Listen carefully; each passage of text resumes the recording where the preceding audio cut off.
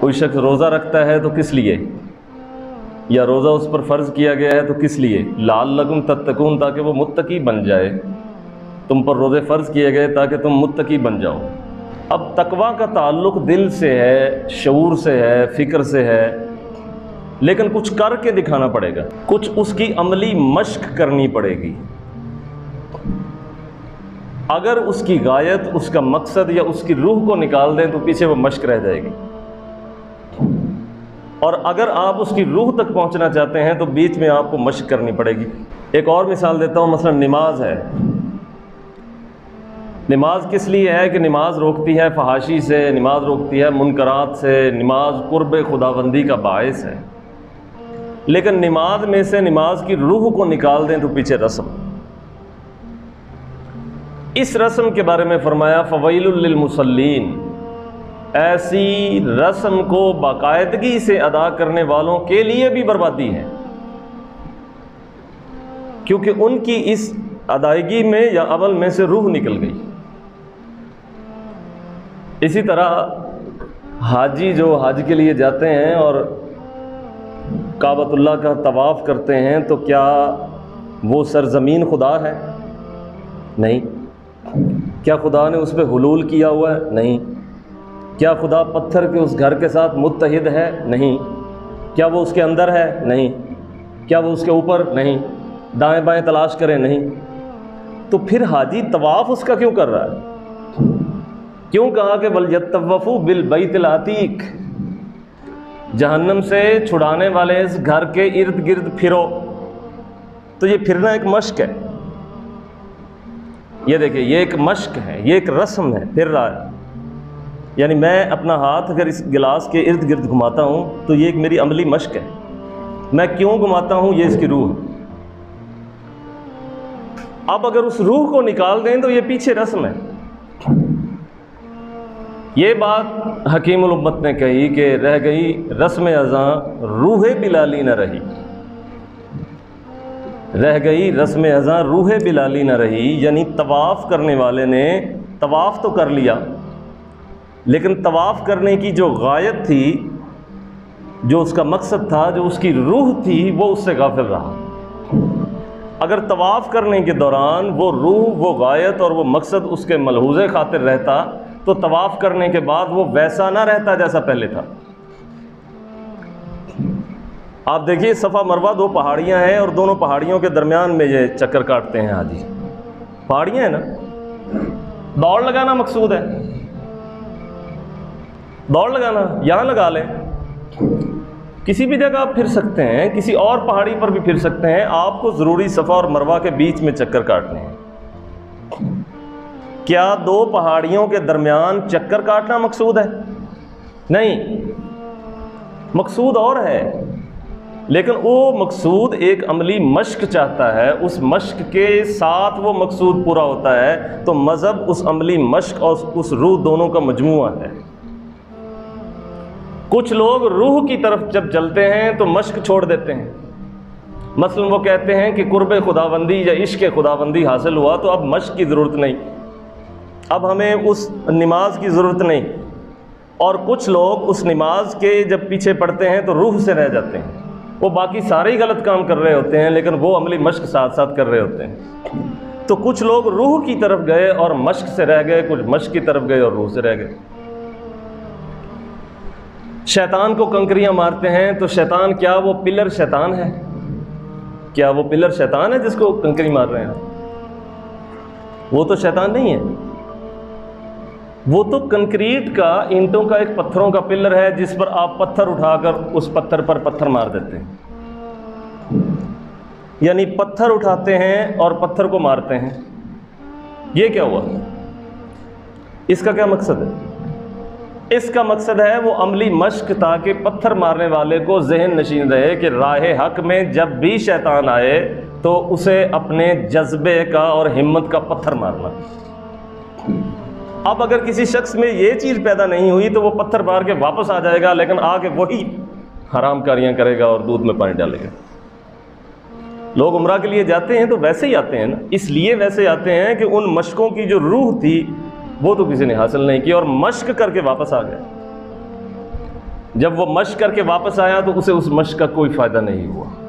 تو حرم کا طواف ضروری قرار دے دیا تاکہ رہتی دنیا تک انسانیت کو روح کے ساتھ ساتھ مشق کی بھی پابندی کروائی جائے، ایکسرسائز کروائی جائے۔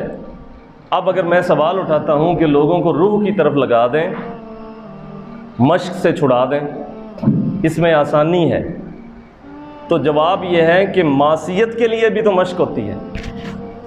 اگر فرما برداری کے لیے مشقیں ہیں تو گناہ کے لیے بھی تو مشقیں ہیں نا۔ ایک آدمی اپنی مادی ضرورتیں پوری کرنے کے لیے مشقیں نہیں کرتا۔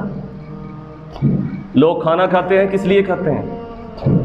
لوگ ایکسرسائز کرتے ہیں کس لیے کرتے ہیں؟ اچھا، ایک آدمی شراب پی رہا ہے تو کس لیے پی رہا ہے؟ ایک آدمی نعوذ باللہ زنا میں مشغول ہے تو کس لیے مشغول ہے؟ یعنی گناہ کے لیے بھی وہ کوئی نہ کوئی مشق ہی کر رہا ہے نا۔ تو معصیت کی مشقوں کے مقابلے میں فرما برداری کی مشقوں کو لازم کر دیا تاکہ مشق کے مقابلے میں مشق رہے، اور جو لوگ اس میں مبتلا ہوئے بھی ہیں وہ اس مشق کے ذریعے سے اس کا ازالہ کر لیں۔ اس بات کو اچھی طرح سمجھ لینا چاہیے کہ روح اور اس رسم کے اندر کیا فرق ہے اور ان کا آپس میں کیا تعلق ہے۔ یہ بات حضرت امیر المومنین عمر نے بھی سمجھائی جب آپ نے حجر اسود کو بوسہ دیا اور لوگوں سے کہنے لگے اگر میرے سردار نے اسے بوسہ نہ دیا ہوتا تو میں بھی نہ دیتا، کہ یہ تو ایک پتھر ہے۔ کوئی شخص آپ سے پوچھ سکتا ہے کہ آپ ایک پتھر کو چوم رہے ہیں، پتھر ہی ہے نا، پتھر کو چوم رہے ہیں، کیوں؟ تاکہ یہ مشق ہو جائے کہ جو سردار نے کام کیا ہے ہم بھی ویسے کریں گے۔ اور سردار نے کس لیے کیا ہے؟ سردار نے تو لوگوں کو پتھروں سے خدا کی طرف لگایا ہے، تو پھر ایک پتھر کو بوسہ کیوں دیا ہے؟ کیونکہ وہ خدا کی طرف سے آیا ہے۔ پیچھے ایک فلسفہ ہے، اس فلسفے کی روشنی میں لوگ اس کا پریکٹیکل کرتے ہیں، جس کو پریکٹیکل سائنس کہتے ہیں۔ پیچھے فلسفی ہوتی ہے۔ دنیا میں 17ویں صدی عیسوی تک فلسفہ چلتا رہا ہے۔ فلسفہ، اس کی پریکٹیکل جو ایکسرسائز ہے وہ بہت کم ہوئی ہے۔ اس کی پریکٹیکل ایکسرسائز کا نام ہے ماڈرن سائنسز، یعنی جو پہلے فلسفہ چل رہا تھا طب کا، جراحت کا، عمرانیات کا، جغرافیہ کا، جیسا بھی، اس کو بایولوجیکل جو طریقے سے آگے جو اس کے مختلف شکلیں نکلیں، جو اس کے اطلاقات، اس کے مظاہر پیدا ہوئے، اس جدید مشق کا نام رکھا گیا سائنس۔ وہ پہلے والی بھی سائنس، یہ بعد والی بھی سائنس۔ اگر پہلے والی نہ ہو تو بعد والی نہیں ہوتی۔ مثلا آئنسٹائن نے نظریہ دیا نا، تو پیچھے ایک نظریہ ہے نا، اس نظریے کی بنیاد پر آگے سارا کچھ بنتا ہے۔ مثلا یہ ویپن جو بنتے ہیں، ان ویپن کو، ہتھیار کو بنانے کے لیے بھی پیچھے ایک پوری گرامر ہے نا، ایک پوری گرامر ہے، پورا الجبرا ہے، پوری سائنس ہے جس کی بنیاد پہ ویپن بنا ہے۔ یعنی پہلے خیال تھا، لیکن خیال کے ساتھ عملی مشق ملی تو ایک چیز ظاہر ہوئی۔ تو دنیا کا کوئی بھی کام جو ہے وہ ان دونوں چیزوں کے بغیر نہیں ہوتا۔ اگر ہوتا ہے تو وہ بیکار سا ہو جاتا ہے۔ آپ یہاں بیٹھے ہیں تو آپ کا بیٹھنا ایک آپ کی عملی مشق ہے، لیکن اس کے پیچھے آپ کا ایک نظریہ ہے۔ کیا آپ یہ بات سن رہے ہیں؟ اسی طرح سے جو بھی حاجی یا عمرہ کرنے والا وہ حرمین کی سرزمین پہ جاتا ہے تو پیچھے ایک نظریہ ہے، ایک فلسفہ ہے، ایک فکر ہے جس کی عملی مشق کرتا ہے۔ اب اگر اس نظریے کو، فکر کو، مقصد کو، غایت کو بیچ میں سے نکال دیں تو پیچھے مشق رہ جائے گی۔ جو لوگ مشقیں کرتے رہتے ہیں ان کو قرآن مجید متنبہ کرتا ہے کہ ان مشقوں سے کیا کرو گے؟ روح تو نکل گئی۔ مثلا قربانی ہے تو قربانی کے جانور کا گوشت اور خون تو خدا تک تھوڑا پہنچے گا۔ اگر جانور ذبح کرنے کی اصل غایت اور اس کا مقصد جو ہے وہ تم سے رہ گیا تو پیچھے ایکسرسائز ہے، روح چلی جائے گی، پیچھے صرف مشق رہ جائے گی۔ اس لیے بڑی میٹھی میٹھی باتیں کرنے والے وہ ایک مشق تو کر رہے ہیں، لیکن باتوں کے مقصد، اس کی روح جو ہے وہ ان سے دور ہو جاتی ہے۔ اقبال نے اس بات کو بیان کیا تھا کہ یہ حکمت ملکوتی، یہ علم لاہوتی، حرم کے درد کا درمان نہیں تو کچھ بھی نہیں۔ یہ ذکر نیم شبی، یہ مراقبے، یہ سرور، تیری خودی کے نگہباں نہیں تو کچھ بھی نہیں۔ خرد نے کہہ بھی دیا لا الہ تو کیا حاصل، دل و نگاہ مسلمان نہیں تو کچھ بھی نہیں۔ چنانچہ آپ زمین، پوری روئے زمین میں سفر کر لیں۔ قرآن مجید میں ہے سیرو فی الارض، سیرو فی الارض، زمین میں سیر کرو۔ یہ ایک مشق ہے نا، یہ ایک مشق ہے۔ اور اگر کوئی سیر ہی کرتا رہے تو، سیر ہی کرتا رہے تو مشق ہوگی نا۔ روح کدھر گئی؟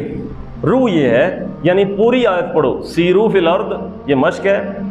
آگے روح کیا ہے؟ فانظروا کیف کان عاقبۃ المکذبین، دیکھو کہ جھٹلانے والوں کے ساتھ کیا ہوا۔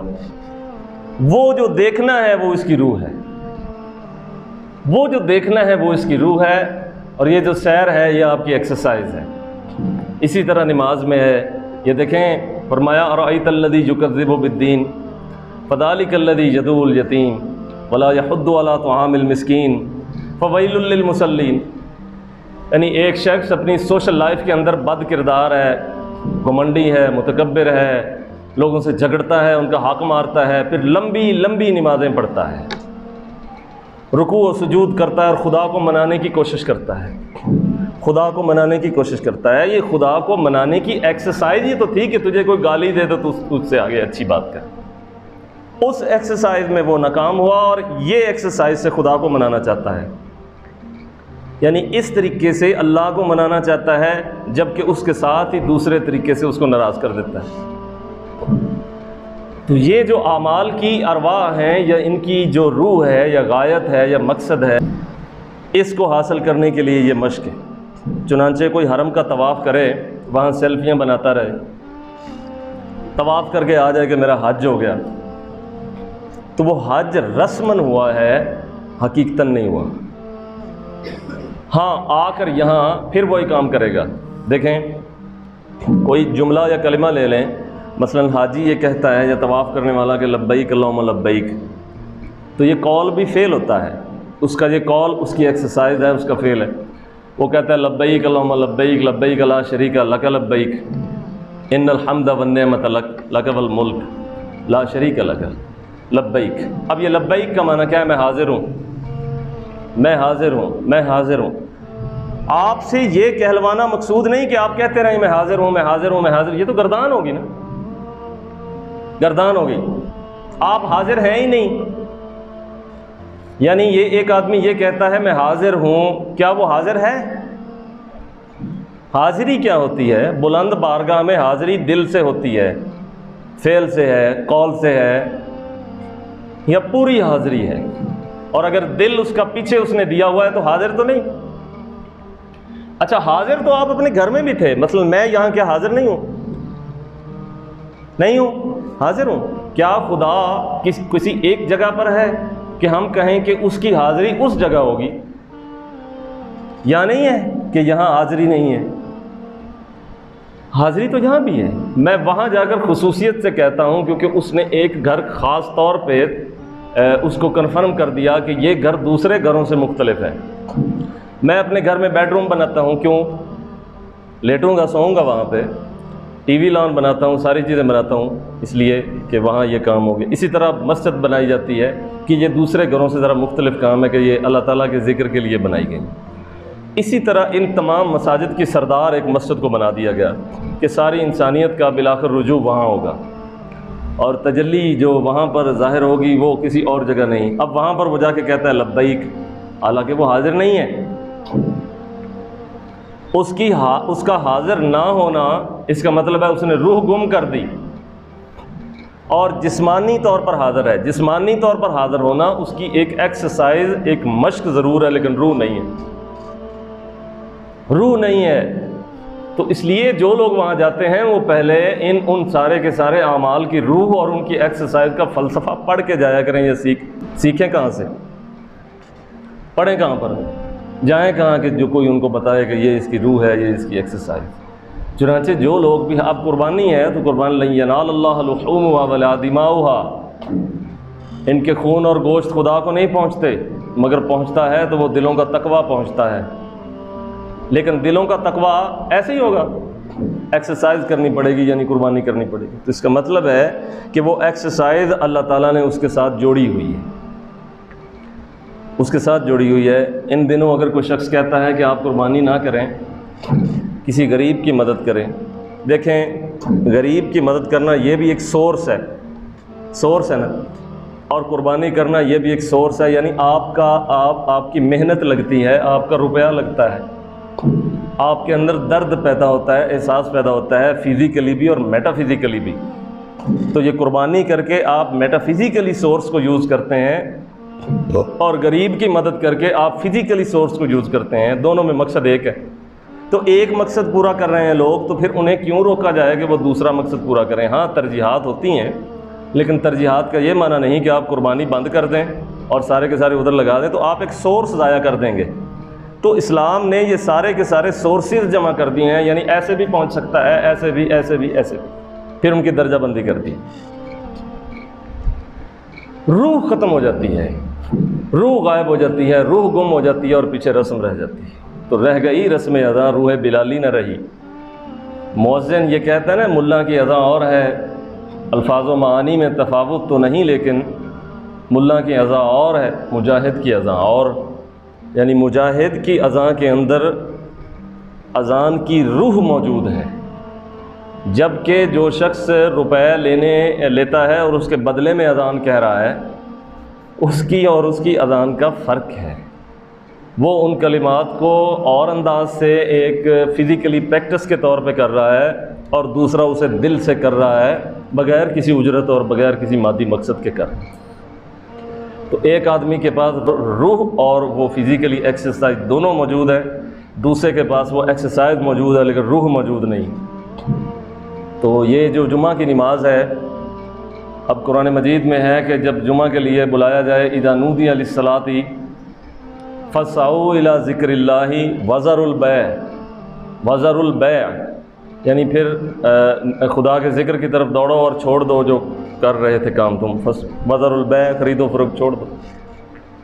یہ اس کی کیوں دوڑایا جا رہا ہے؟ فاسعوا یہ عام چلنے کا معنی میں نہیں ہے، تیز تیز جانے کے معنی میں، یعنی مساجد کی طرف جلدی سے چلو۔ اب آپ دیکھیے گا، آخر کوئی مقصد ہے، اچھا جو تم میں سے سب سے پہلے آئے گا اس کا ثواب اتنا ہوگا، جو اس کے بعد آئے گا اس سے کم ہوگا، جو اس کے بعد آئے گا اس سے کم ہوگا۔ یہ بھی درجہ بندی کر دی۔ یہ کیوں؟ یہ ایکسرسائز ہے نا، یہ ساری ایکسرسائز کرا رہے ہیں کیونکہ یہ ساری ایکسرسائز اس روح کے ساتھ ملی ہوئی ہے کہ جلدی جانے والا مسجد کی برکات کو زیادہ حاصل کرے گا، اس کے بعد جو گیا ہے وہ کم وقت دے گا، جو اس کے بعد گیا ہے وہ کم وقت دے گا، تو لوگ جتنا وقت دیں گے ہم بھی ان کو اتنا ہی دیں گے۔ اب ہم بھی ان پر اتنی ہی نظر کریں گے جتنا وہ وقت دیں گے، جتنا وہ سرمایہ لگائیں گے، جتنا وہ حصہ ڈالیں گے، پھر ہم بھی اتنا ہی ڈالیں گے۔ جتنا کوئی شکر ڈالے گا سو ہم اسے اتنا ہی میٹھا کریں گے۔ وہ لیٹ آتا ہے تو پھر ہم بھی اس کے لیے دیر سے ہیں، وہ جلد آتا ہے تو پھر ہم بھی اس کی طرف جلدی ہیں، وہ شوق سے بیٹھتا ہے تو ہم بھی اس کی طرف شوق سے ہیں، وہ شوق سے نہیں بیٹھتا تو ہمیں بھی پھر کوئی پرواہ نہیں ہے۔ یعنی ہمارے اندر بھی دونوں چیزیں ہیں۔ اللہ تعالیٰ فرماتا ہے میں شوق سے بندے کی طرف دیکھتا ہوں، جب وہ میری طرف شوق سے آتا ہے، وہ چل کر آتا ہے، میں دوڑ کر آتا ہوں، یعنی ہم 2 قدم آگے آتے ہیں۔ اب وہ 2 قدم آگے آتا ہی نہیں، وہ تو غایت اور روح اور مقصد سے ویسے ہی دور ہے، وہ تو ایکسرسائز کرنے کے لیے آیا ہے، اس لیے ایکسرسائز کر کے چلا جاتا ہے۔ تو یہ مساجد کے اندر یا دینی عبادات میں جب لوگ صرف ایکسرسائز کرتے ہیں تو پھر ایکسرسائز کے بدلے میں ان کو وہ برکت حاصل نہیں ہوتی۔ ہاں مذہب کے جو اولین گروہ تھا، جو اولین لوگ تھے، وہ ایکسرسائز سے روح تک پہنچے ہوئے تھے، اس لیے دشت و دشت صحرا بھی نہ چھوڑے ہم نے، بحر ظلمات میں دوڑا دیے گھوڑے ہم نے۔ کیسے یعنی روح تک پہنچے ہوئے تھے، یعنی انہوں نے تو بحر ظلمات میں گھوڑے دوڑا دیے، یہ ایک کھانے کی پلیٹ پہ بک جاتے ہیں، یہ اس پہ ایمان دے دیتے ہیں۔ کیوں؟ کیونکہ یہ ایکسرسائز کے مذہبی لوگ ہیں، یہ روح کے مذہبی نہیں ہیں۔ اگر یہ روح کے مذہبی ہوتے تو اتنی آسانی سے نہ بکتے، اتنی آسانی سے نہ بکتے، اتنی آسانی سے یہ نہ مڑتے، یہ تو مڑ جاتے ہیں، ان کے اندر بل آ جاتا ہے، مروڑ آ جاتا ہے، یہ بدل جاتے ہیں، یہ نہیں ٹھہر سکتے۔ مشکل وقت جب آتے ہیں تو لوگ بھاگ جاتے ہیں۔ رسول کریم نے فرمایا ایک وقت آئے گا لوگوں پر اتنا مشکل کہ دین پر قائم رہنا ایسے ہو جائے گا جیسے ہاتھ میں انگاروں کو پکڑنا۔ چنانچہ جب ایسا وقت آئے گا تو کمزور لوگ بھاگ جائیں گے، چھوڑ چھاڑ کے ادھر ادھر ہو جائیں گے۔ اس وقت ہم دیکھیں گے کہ کس نے نہیں چھوڑا اور وفادار کون ہے۔ وفاداری کا پتہ تو اس وقت چلتا ہے جب امتحان ہوتا ہے، جب امتحان ہی نہ ہو تو وفاداری کیسی؟ اس کا امتحان کے بغیر وفاداری کا جو نعرہ ہے یہ ایکسرسائز ہے، اور امتحان کے وقت کر کے دکھانا یہ اس کی روح ہے۔ عبادات کے اندر، تصوف کے اندر، یہ تمام ریاضتیں، یہ حج کے تمام مناسک حج، یہ سارے کے سارے پوری امت کو معلوم ہونا چاہیے کہ شیطان کو کنکری مروائی جا رہی ہے وہاں پہ، تو وہ کنکری کے پیچھے ایک فلسفہ ہے، یعنی جب وہ راہ حق میں جا رہے تھے تو وہ آ گیا تھا بیچ میں، اور اس نے آ کے کہا تھا رہنے دو، مختلف طریقوں سے اس کو کنکری ماری کہ دفع ہو جائے یہاں سے۔ کیوں کنکری ماری؟ کیونکہ وہ نظر جو آ رہا تھا، نظر جو آ رہا تھا ہمیں تو نہیں نظر آ رہا، ہمیں نظر نہیں آ رہا، اس لیے ہم کنکری نہیں ماریں گے، ہمت کا پتھر ماریں گے، ہمت کا جذبے کا، استقامت کا پتھر۔ تو کنکری مارنے کا اس میں تعلیم یہ ہے کہ وہ ایکسرسائز وہاں سے کر کے آؤ، پھر جب اپنے وطن واپس آؤ تو جہاں شیطان کو محسوس کرو وہاں ہمت کا پتھر مارو۔ یہ وہاں پر تو کنکری مار دیتے ہیں، لیکن یہاں آ کر پھر اس کو گلے لگا لیتے ہیں، کیونکہ ایکسرسائز کر کے آئے ہیں، اور وہ حج وہ ایکسرسائز سمجھتے ہیں کہ یہ ایکسرسائز ہے، ان کو نہیں پتہ کہ ایکسرسائز کروائی کس لیے ہے۔ تو مذہب ان تینوں چیزوں کو جوڑ کے رکھتا ہے، یعنی روح کو بھی اور روح پر عملی ایکسرسائز کو بھی۔ اور اگر ہم کہیں کہ عملی ایکسرسائز کو اٹھا دیا جائے، صرف روح ہی کافی ہے، تو پھر جو گناہ آپ کرتے ہیں، گناہ کی بھی تو ایکسرسائز ہے نا، ان کو بھی پھر اٹھا لیا جائے۔ یعنی کسی نے گناہ کرنا ہے تو وہ گناہ تو عملی طور پہ کرتا ہے، اور اگر کسی نے ثواب کرنا ہے تو وہ کہے کہ ثواب کے لیے عمل کی ضرورت نہیں، بس نظریہ ہی کافی ہے۔ آپ سمجھے نہیں بات، اس کو اچھی طرح سمجھیں۔ مثلا کوئی آدمی کہے مجھے نماز کی ضرورت نہیں کیونکہ میں اللہ کے ساتھ ہوں اور اللہ میرے ساتھ ہے، تو اس کا مطلب ہے ایکسرسائز نہیں کرنا چاہتا اور ویسے ہی قرب چاہتا ہے، لیکن جب اس کا گناہ کا ارادہ ہوگا تو پریکٹیکلی کرے گا، یعنی گناہ کو تو پریکٹیکلی کرے گا، اور ثواب کے کاموں میں کہتا ہے نظریہ کافی ہے۔ تو جب کوئی انسانیت گناہ کو پریکٹیکلی کرنا چاہتی ہے تو اللہ تعالیٰ اس کی فطرت کا عالم ہے، وہ چاہتا ہے کہ یہ ثواب کے کام بھی پریکٹیکلی کر کے دکھائے، پریکٹیکلی کر کے دکھائے۔ جس شخص کو کوئی لگاؤ ہو دل سے، تو اس کے دل کا لگاؤ تقاضا کرے تو وہ رات کو جاگتا ہے۔ تو اللہ تعالیٰ نے بھی کہا کہ تھوڑا سا لگاؤ مجھے بھی دے دو، تم بھی جاگو۔ یعنی کیا مقصد ہے کہ لوگ جب جاگیں فجر پڑھ لیں، انہیں رات کو ہی جگا کر فجر پڑھانے کی کیا ضرورت ہے؟ دیکھیے ہر کام کی روح ہے اور ہر کام کی ایکسرسائز ہے۔ کیوں جگاتا ہے رات کو؟ جب سخت نیند آ رہی ہوتی ہے، اس لیے کہ اگر اس شخص کا لگاؤ کسی دوسری طرف ہو تو آپ نے شاید دیکھے ہوئے ایسے لوگ کہ جن کے دل کا رخ کسی طرف ہو، اگر انہیں اس وقت جاگنا پڑے تو جاگ جائیں گے۔ یعنی انسانیت جاگ سکتی ہے۔ لوگ کہیں کہ ہم جاگ نہیں سکتے، جھوٹے ہیں، جاگ سکتے ہیں۔ اگر کوئی کسی کے کہے کہ تم نے صبح 4 بجے پہنچنا ہے، پھر تمہیں میں ملازمت پہ رکھوں گا یا تمہیں نوکری دوں گا اور پیسے دوں گا، وہ 3 بجے اٹھے گا۔ اس کو پتہ ہے جسم کی ضرورتیں پوری کرنے کے لیے مجھے 3:30 بجے اس کے آفس میں جانا ہے۔ تو جب مادی ضرورتوں کو پورا کرنے کے لیے وہ جاگ پڑا ہے نا، تو یہی ایکسرسائز خدا اپنے لیے بھی کروانا چاہتا ہے کہ جب تو وہاں جاگ سکتا ہے تو یہاں کیوں نہیں جاگ سکتا؟ اب کچھ آپ کو سمجھ لینا چاہیے کہ یہ روح اور یہ رسم جو ہیں یہ ساتھ ساتھ چلتے ہیں۔ مذہب کا جو اولین گروہ تھا، دین کا، اسلام کے جو اولین لوگ تھے، وہ روح اور ایکسرسائز دونوں میں پختہ تھے، صادق تھے، امین تھے، ثابت قدم تھے، مستقیم الاحوال تھے۔ لیکن جیسے جیسے وقت گزرتا گیا پھر پیچھے ایکسرسائز رہ گئیں، عملی مشقیں رہ گئیں، جان چھڑانا رہ گیا، ہر چیز کو رسم کے طور پر لینا رہ گیا، اور اس کی روح جو ہے وہ بیچ میں سے نکل گئی۔ تصوف کی دنیا میں بھی اسی طرح ہے کہ پہلے جو اہل تصوف تھے وہ روح کے ساتھ تھے، اس کے بعد جو اہل تصوف آئے وہ چلو مشقوں سے بھی انہوں نے روح کی طرف توجہ دلائی، اس کے بعد ایسے اہل تصوف آئے جن کے پاس صرف مشق رہ گئی، صرف رسم رہ گئی، روح نام کی کوئی چیز موجود نہیں، کوئی چیز موجود نہیں۔ جگہ وہی ہے، بابے وہی ہیں، قبریں وہی ہیں، یہ زمین و آسماں وہی ہیں، یہ سورج اس وقت بھی وہی ہے، یہ چاند وہیں کا وہیں ہے، لیکن لوگ گزر گئے، ساتھ روح بھی لے گئے، اور پیچھے جو لوگ رہ گئے ان کے پاس، بیچاروں کے پاس سوائے علامتی نشانوں کے اور کچھ باقی نہیں ہے۔ یہ ہے روح اور اس کی عملی مشق کا آپس میں تعلق۔ تو جو شخص اس کو اچھی طرح سے سمجھ لیتا ہے کہ روح کا اس کے ساتھ تعلق ہے، یعنی اگر یہ جاتا ہے تو وہ بھی جاتا ہے، اور اگر وہ جاتا ہے تو یہ پیچھے کچھ نہیں رہتا۔